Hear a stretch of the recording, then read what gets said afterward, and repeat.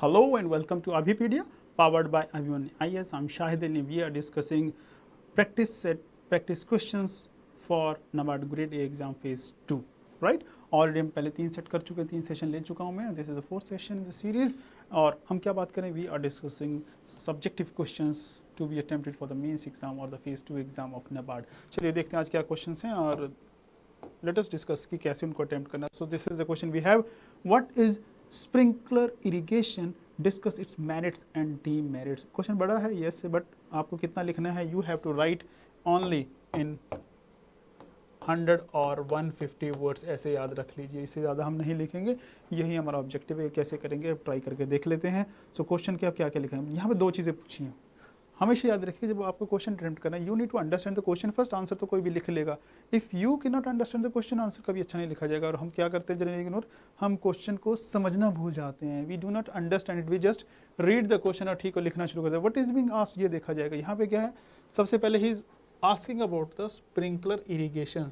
सो irrigation के there are number of methods, this is one of the form of micro irrigation, तो वो बात कर रहे हैं. So what is this, so you need to explain this and then he is asking the merits and demerits. तो simple से 2 part में है, सो डिवाइड इनटू 2 पार्ट्स और दोनों को क्लब करके लिखेंगे. सेपरेट लिखने की जरूरत नहीं है. Again comes the structure of the this answer. तो स्ट्रक्चर में क्या होता है, वही मेन बॉडी होगी तो उसी में इंट्रो हम दे देंगे स्टार्टिंग में, और उसी में क्या दे देंगे जो कंक्लूडिंग लाइन्स है, कंक्लूजन है, वो उसी में मिक्सअप कर देंगे. कुछ सेपरेट बनाने की जरूरत नहीं होगी. वही सो चलिए बात करते हो. इसका इंट्रो देंगे, कैसे देंगे, बॉडी के साथ मिक्स करके देते हैं कि सबसे पहले बॉडी क्या है, इसकी भी बॉडी है ना भाई. You need to explain sprinkler irrigation. तो स्प्रिंकलर क्या बताएंगे, एक्सप्लेन कीजिए. और दूसरा एक्सप्लेन कीजिए कि कहाँ के लिए दिस इज सूटेबल. सो है क्या, देखिए this is one of the form of micro irrigation. होता क्या इसमें, जो वाटर है that is spread on the ground like the rain, है ना, तो रेन को रिजेंबल करता है ये. और दूसरा सूटेबल किसके लिए, this is fit for almost every area, चाहे वो प्लेन एरिया है और प्लेन नहीं है. क्योंकि अगर आप बात करें दूसरे इरिगेशन की, लाइक कैनल इरिगेशन है जो आप बर्न्स बनाते हैं, तो वहाँ पे आपको क्या चाहिए, area you need to make the area proper, है ना, प्रॉपर अरेंजमेंट करने पड़ेंगे.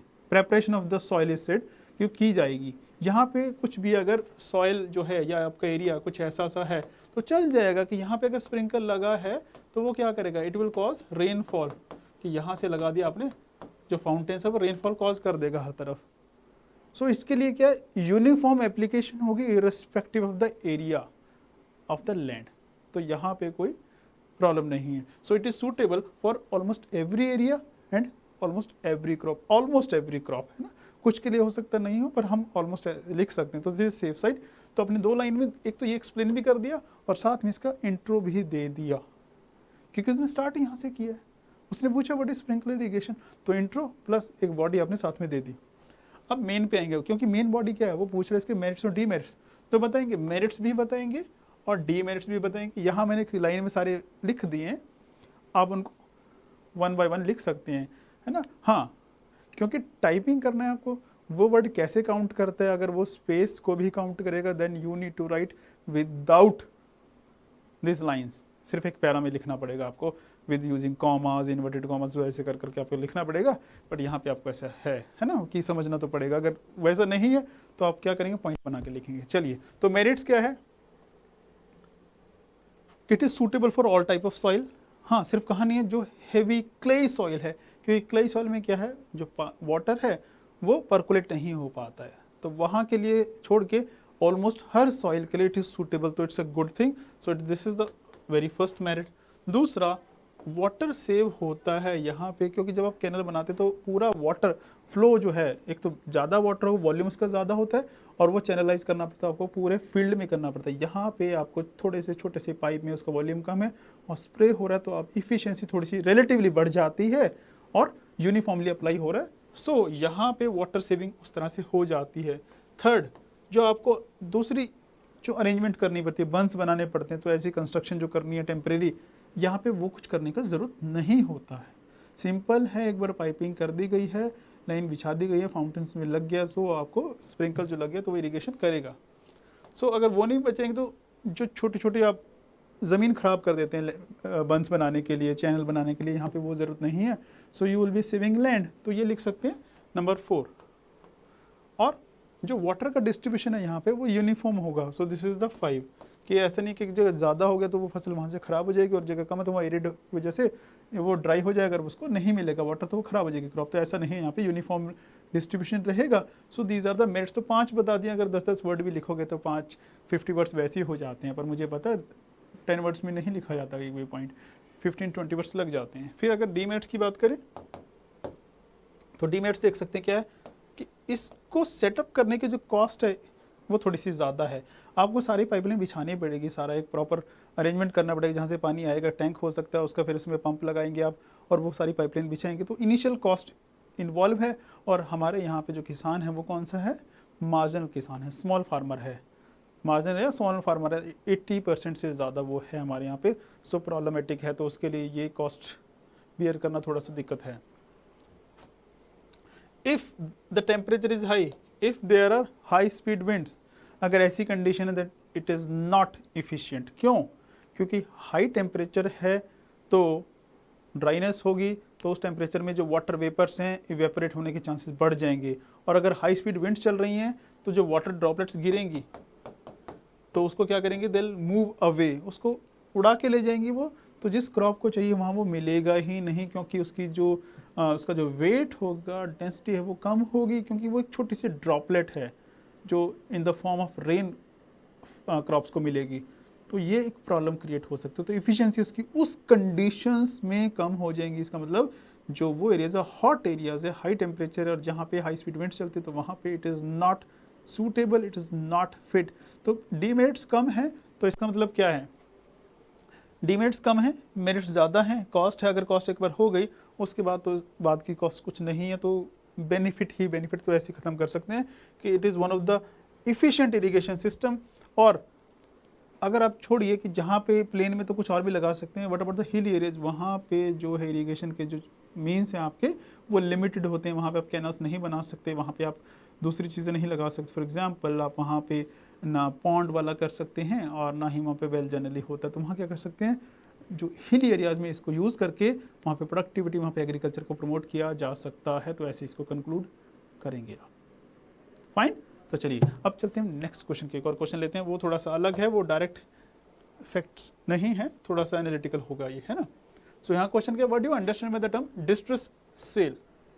तो छोटा सा एक वर्ड है, डिस्ट्रेस सेल एक कॉन्सेप्ट है, आपको पता होगा, बट प्रॉब्लम क्या है, what to write and how to write. आपको पता है कि डिस्ट्रेस सेल ये होते हैं, 2 लाइन में खत्म कर देंगे, आई नो दैट, बहुत पढ़ लिया आपने, पर कैसे लिखना है ताकि आपको मार्क्स मिले, ये दिक्कत हो सकती है आपके लिए। तो आप क्या करेंगे, पहले एक्सप्लेन करेंगे डिस्ट्रेस सेल होती क्या है। डिस्ट्रेस सेल क्या है, मजबूरी में जिसको सेल करना पड़ता है, क्योंकि जो फार्मर है ही लैक्स क्रेडिट, तो क्या करता है वो जो उसका प्रोड्यूस है, और दूसरा because of various thing like storage facilities का लैक है, उसको क्या करना पड़ता है, मार्केट में ले जाके बेच नहीं सकता, या उसके पास मीन्स ऑफ ट्रांसपोर्ट अवेलेबल नहीं है, तो जो अगर मार्केट दूर है तब वहाँ वो नहीं ले जा सकता, तो क्या करता है मजबूरी में उसको क्या करना पड़ता है, सेल करना पड़ता है। तो जो ये सेल है that is termed as distress sale. तो आप एक्सप्लेन करेंगे, फिर बात आते हैं लिखेंगे क्या मेन बॉडी में। तो पहले आप उसके कॉजेज बताइए कि जो मार्केटिंग इंफ्रास्ट्रक्चर है वो उसकी कमी है हमारे यहाँ पे। पहले तो ये नहीं पता किसान को रेट अच्छा मिल जाएगा कि नहीं मिलेगा, तो ये नहीं है। अगर वो अफोर्ड कर सकता है कि वो जब रेट अच्छा मिलेगा तब सेल करेगा, तो उससे पहले वो क्या करे, स्टोर कर ले, तो स्टोरेज फैसिलिटी भी नहीं है। फिर ये सब चीज़ के पीछे क्या है, पैसा। अगर उसके पास पैसा है सस्टेन करने के लिए, वो सेल नहीं करेगा, फिर वो अरेंज कुछ और करेगा, पर क्रेडिट का इशू है। तो ये बेसिक से इशू मैंने बता दिए, इंस्टीट्यूशनल फैक्टर्स ही हैं ये, क्रेडिट, स्टोरेज और marketing, these are the problems जिसकी वजह से जिसको डिस्ट्रेस सेल करनी पड़ेगी। इफेक्ट क्या होता है, इफेक्ट ये होता है कि उसको लो प्राइस मिलता है, sometimes even below the minimum support price, MSP जिसको कहते हैं, वो भी नहीं मिलता उसको। इसका मतलब क्या हुआ, उसके जो एक्सपेंसेस हैं मिनिमम वो नहीं पूरे होते, तो he can not meet both his ends, तो प्रॉब्लम हो जाएगी। और कई बार उसको क्या करना पड़ता है, चार्जेस जो हैं वो ज़्यादा देने पड़ते हैं ट्रेडर्स को, हाई कमीशन पे करना पड़ जाता है जो एजेंट्स होते हैं, जो मिडलमैन होते हैं उनको। और फिर किया क्या जाना चाहिए, फिर आप बताएंगे कि सरकार क्या कर रही है और कैसे इसको किया जा सकता है, रिमूव किया जा सकता है। उसमें बता सकते हैं अभी क्या कर रही है सरकार, TOP, tomato onion potato scheme launch की ना, क्रॉप्स की इनको फेवर किया जा रहा है, उसके लिए स्टोरेज फैसिलिटीज़ कोल्ड चेन वगैरह ये बनाई जा रही हैं। तो उस तरह से आप बात कर सकते हैं, ये एक्सप्लेन करना पड़ेगा आपको। चीज़ें वही हैं जो आपने बुक्स में पढ़ी, सिर्फ आपको क्या एक्सप्रेस जो करना है उसका तरीका आपको सीखना पड़ेगा, how to express, what to write, how to write and what not to write. Then comes the conclusion, end of the answer, ending कैसे करेंगे, कंक्लूडिंग लाइंस के साथ।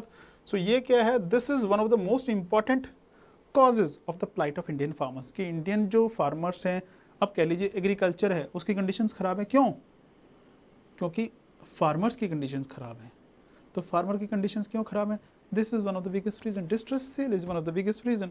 तो अगर आपको एग्रीकल्चर को प्रमोट करना है, you need to address this problem first, ऐसे इसको करके ख़त्म कर देंगे। बस ये सभी का अपना अपना हो सकता है तरीका कि वो कंक्लूड कैसे करना चाहते हैं। This is not something fix जो मैं यहाँ पे लिख दूंगा, आप जैसे चाहें ऐसे उसको कंक्लूड करें, fine. So this is what I wanted to convey. Besides I want to just inform कि we have launched test series, this is the complete test series we have. English का we have descriptive test series, और जो mock है, it's kind of mock, कि जैसे आपको exam में करना है टाइपिंग, तो यहाँ पे आपके लिए सॉफ्टवेयर अवेलेबल है, go and check it out, कि वहाँ पे सॉफ्टवेयर पे आप करके देखिए, जो एग्जाम का फीलिंग लीजिए कि लिखना नहीं है वहाँ पे पेन से, आपको टाइप करना वो आपको पता होगा। So besides that for ESI and ARD we have descriptive as well as objective test series as well. तो आप जो चाहे ले सकते हैं, और उसके लिए हमारी वेबसाइट पे जाइए तो चेक कर लीजिए, और आपको इशू आता है you can call us at the given numbers. So thank you so much, आज के सेशन के लिए इतना ही, फिर मिलेंगे, thank you, bye bye, take care.